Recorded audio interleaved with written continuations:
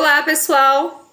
Nessa nossa primeira aula, vamos entender o conceito de matéria. Lembrando que matéria é tudo que tem massa e ocupa lugar no espaço. De maneira bastante geral, a gente pode dizer que a matéria ela é constituída pelos elementos químicos. Aqui nós temos os elementos químicos da tabela periódica. E lembrando, cada elemento químico ele é constituído por um conjunto de átomos que precisam apresentar o mesmo número atômico. Ao longo de toda a evolução da história da química, diversos foram os modelos atômicos propostos e o nosso modelo atômico atual diz o seguinte: um átomo ele é constituído de partículas positivas, denominadas prótons, e partículas neutras. Os nêutrons, estas estão localizadas no núcleo. Na eletrosfera, nós temos os elétrons. Compreender como que se dá a distribuição desses elétrons ao longo do átomo é de extrema importância. Aqui nós temos o diagrama de distribuição eletrônica, que irá nos explicar como esses elétrons estarão distribuídos ao longo do átomo e como essa distribuição garantirá propriedades únicas a cada um dos elementos contidos na tabela periódica. Cada elemento vai ter uma própria distribuição eletrônica e é ela que dirá as características desses elementos químicos, bem como a sua devida posição na tabela periódica. Ainda, pensando em distribuição eletrônica em posição na tabela periódica, a gente pode pensar e lembrar das propriedades periódicas, como raio atômico, a capacidade de um elemento ganhar ou perder elétrons. Isso tudo de acordo com a sua posição na tabela periódica. Também podemos compreender que os elementos químicos, eles tendem a se ligar sempre de forma a buscar uma maior estabilidade eletrônica. E essas ligações, que podem ser iônicas, covalentes e metálica, gerarão novas substâncias que farão parte da composição da matéria, certo? Então vamos agora aprender cada um desses itens de maneira separada. Vamos compreender agora como que se deu a evolução do conceito de átomo. Diversos foram os modelos propostos. Dalton, ele aproveitou o modelo proposto lá na Grécia Antiga e repostulou essas teorias, dizendo o seguinte, que o átomo ele é uma esfera indivisível, indestrutível e impenetrável, como se fosse uma bola de bilhar. Esse é o modelo bola de bilhar proposto por Dalton.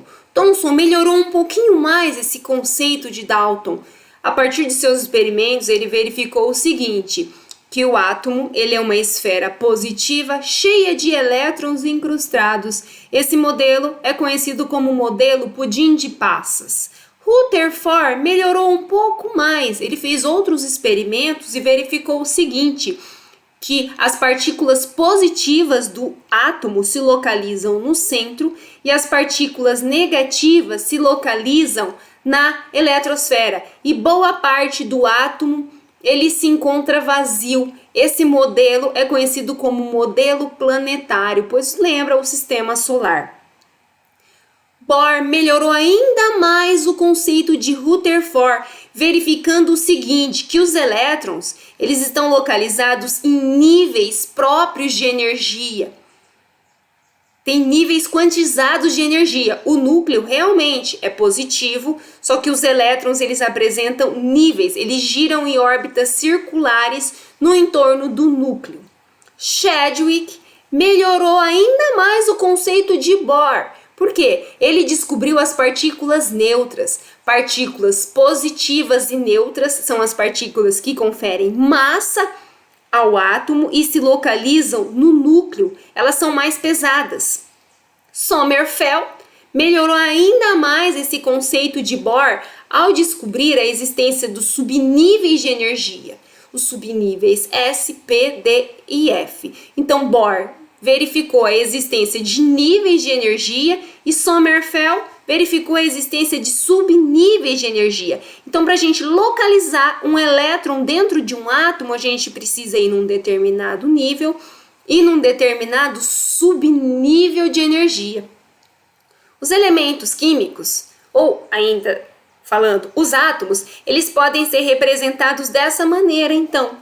O núcleo contém partículas neutras e positivas, os nêutrons e os prótons, e a eletrosfera é constituída de elétrons. No estado fundamental, quando o átomo está no estado fundamental, que ele não ganhou nem perdeu elétrons, está lá comportadinho, o número de prótons, de partículas positivas, é o mesmo que o número de elétrons. No entanto, pode acontecer durante as ligações químicas, por exemplo, dos elementos químicos ganharem ou perderem elétrons e se transformarem em íons. E a gente representa da seguinte maneira. Eu tenho um elemento químico X que apresenta uma massa, na tabela periódica nós vamos verificar isso. Ele apresenta uma massa e apresenta um número atômico. O que confere massa ao elemento químico é a somatória de cargas positivas e cargas neutras. O número atômico, também chamado número de prótons, e o número de nêutrons, certo? E o número atômico é a mesma coisa que o número de prótons. Acontece que esse elemento ele pode ganhar ou perder elétrons, se transformando num íon. Quando ele ganha elétron, ele adquire carga negativa, porque o elétron tem carga negativa. Nesse exemplo, eu estou dizendo o seguinte, o elemento químico X ganhou 3 elétrons.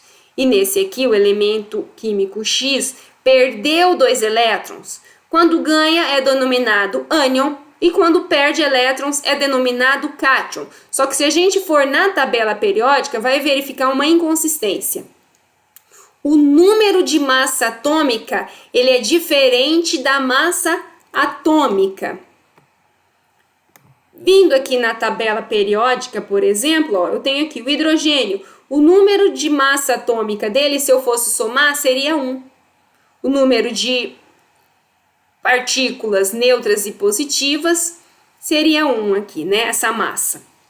Por que deu, então, 1,0079 ou arredondando 1,008?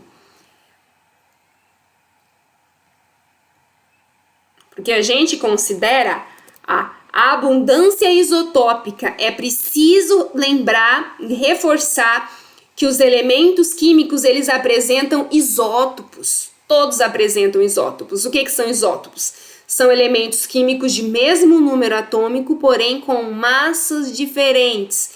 No exemplo dado aqui, nós temos o hidrogênio. Nós temos hidrogênio com massa atômica 1, que é o prótio, que apresenta em 99,9% na natureza. O hidrogênio com massa 2, o deutério, se apresenta em 0,09%, e o hidrogênio com massa 3, que é o trítio, que se apresenta em 0,01%. Fazendo uma média ponderada de todas essas massas e as suas proporções, a gente verifica que a massa do hidrogênio é 1,008. É por isso que massa atômica é diferente de número de massa atômica, ok?